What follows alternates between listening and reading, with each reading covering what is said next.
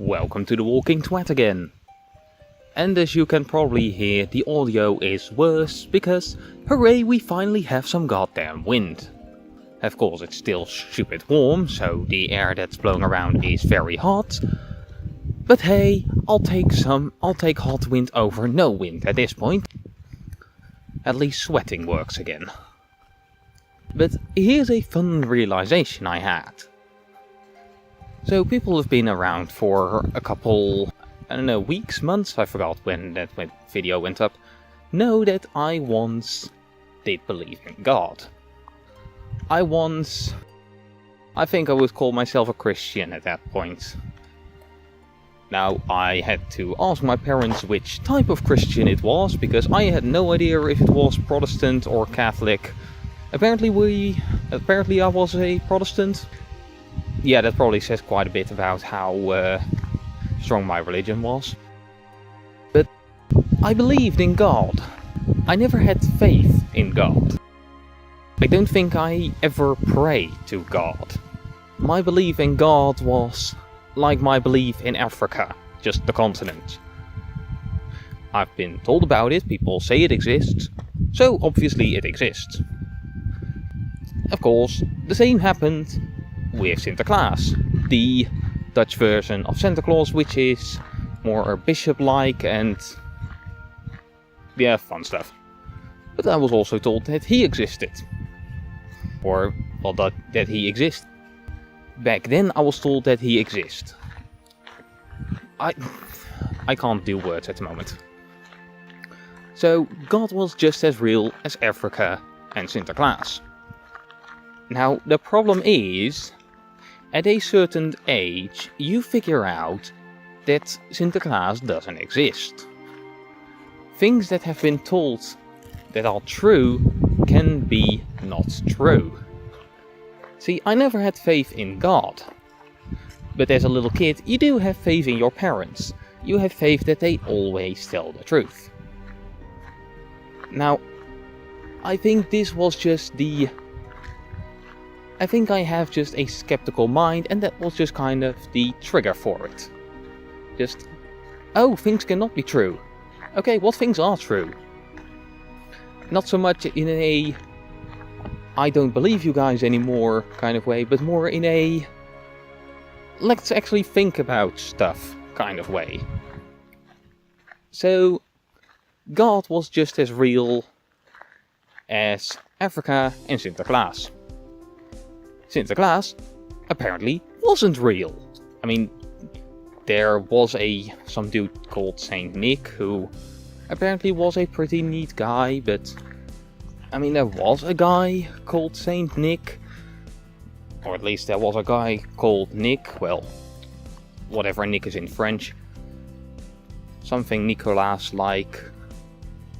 But so, he did exist at some point in history, so I had to figure out if God was like Saint Nick, as in, didn't exist the way I was told, or if he was like Africa, which did exist like I was told.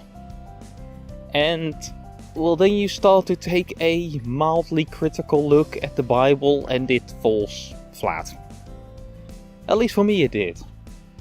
Because, well, the Bible has the creation myth.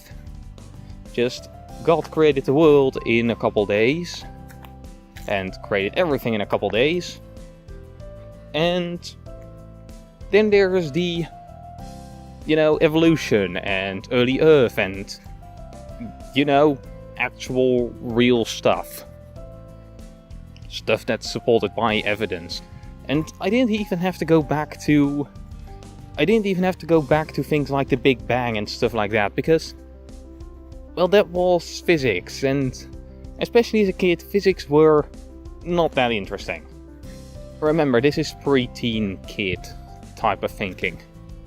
As a pre-teen kid, the type of stuff that you find extremely interesting are things like dinosaurs.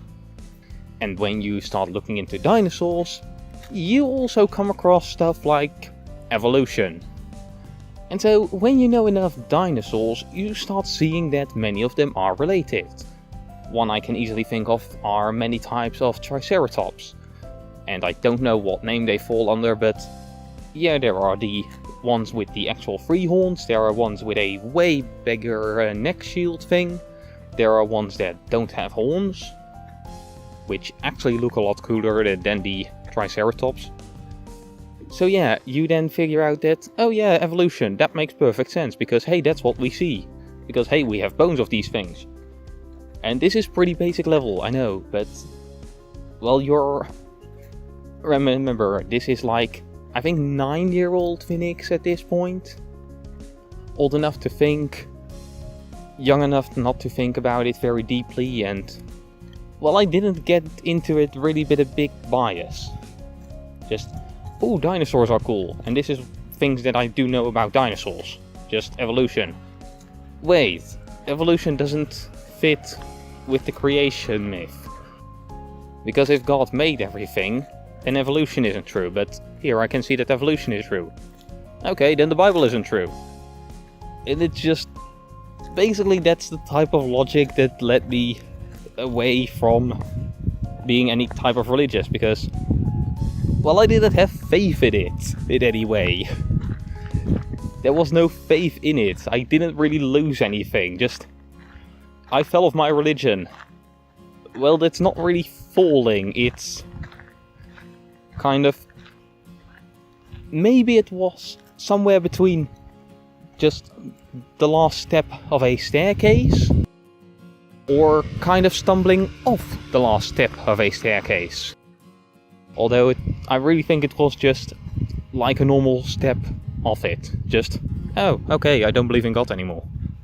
I don't think God exists anymore.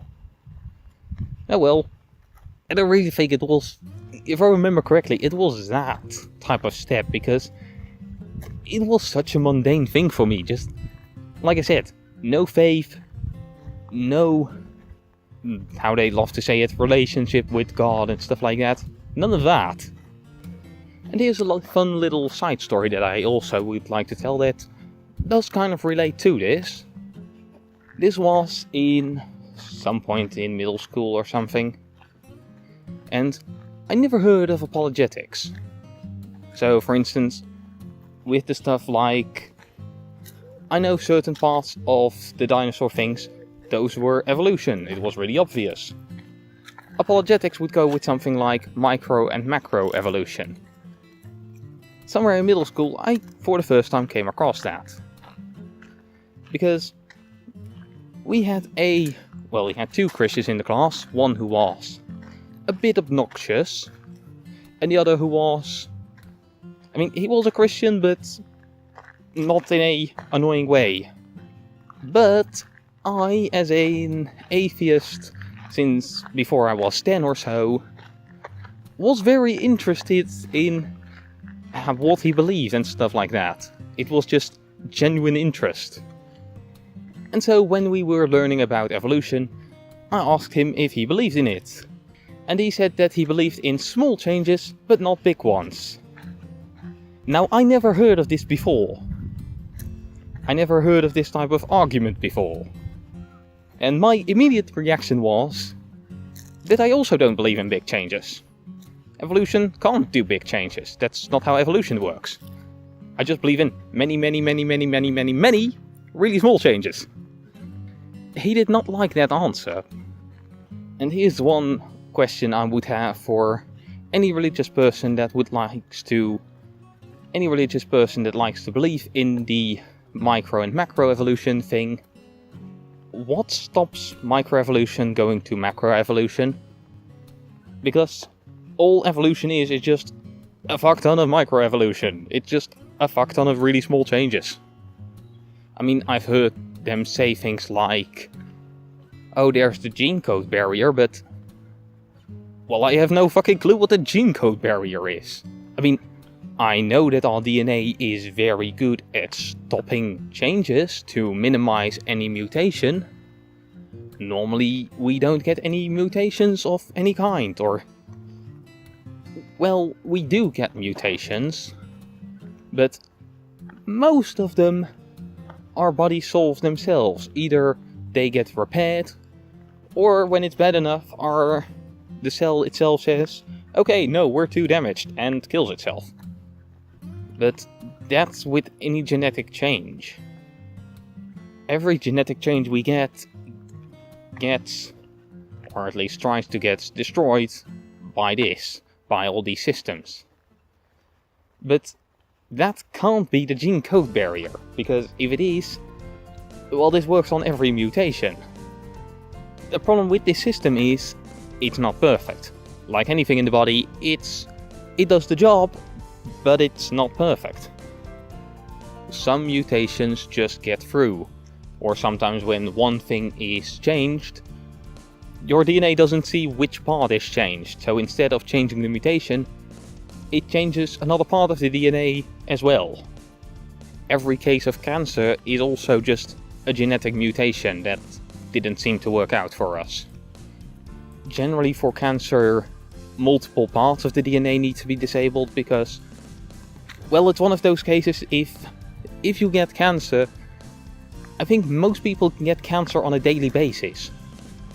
But when you do, that self detects it and says, okay, no, we're too damaged, and kills itself. So both the killing part, or all of the killing parts, I don't know how many of those there are, and the multiplication inhibitor need to be damaged.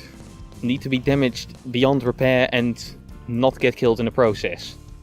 But yeah, our gene repairing or the killing switch when things get too damaged, those parts of the DNA, that can't be the gene code barrier they speak of, because it's flawed. Mutations get through. I mean, if they can prove this gene code barrier, they have disproven evolution. And I'm pretty sure that would be pretty common knowledge. Just prove the gene code barrier and you disprove evolution. Why haven't they? So yeah, that was just a big video rambling about basically how I fell off my religion, how I never had faith, how I never bought into macro and micro evolution, and how it would be really easy to disprove evolution, because you merely have to prove the gene code barrier, which they do like to talk about, but don't have any proof for. Making me think that it probably doesn't actually exist. Of course, I can also make the easy argument that, hey, they believe within variation in kind, because, well, you can't disprove that at this point, because just the evidence of that is overwhelming. We can do that we can easily do that. It's so simple.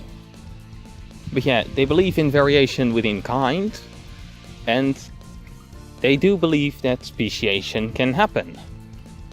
Because, well, that's also undeniable, because you have things like ring species, where all different types of subspecies can all interbreed, except two in the group. So, that's speciation happening just at this moment. So, they believe in speciation, they believe in variation, they just think that we started off with more animals. That we started off with a whole bunch of types, but yeah, no, just that speciation and variation, that's evolution. We don't need one ancestor for evolution to actually exist. Let's say the whole universe came to existence just 10 years ago, evolution would still exist.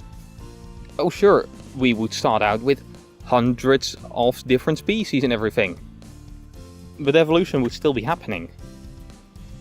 Evolution doesn't care about just the theory of evolution, the scientific theory of evolution. It doesn't care about God, it doesn't care about time, it doesn't care really about anything. It just cares about that variations in the DNA happen, and that's actually about it. Just variations in DNA that leads to speciation, that leads to variation within kinds, which leads to speciation. All that stuff leads to natural selection, because hey, you have variation, and some variations just die and some actually live longer or get more kids or stuff like that. All you need for evolution is imperfectly duplicated DNA or RNA that can change, that can mutate. And we have that, and unless something else is found that stops that, you have evolution. Of course, you can prove that something exists, but nobody has. Yeah, I know, a bit strange video for me, but hey, if you didn't expect a strange video from me, you probably haven't been around much. This has been Phoenix, saying farewell.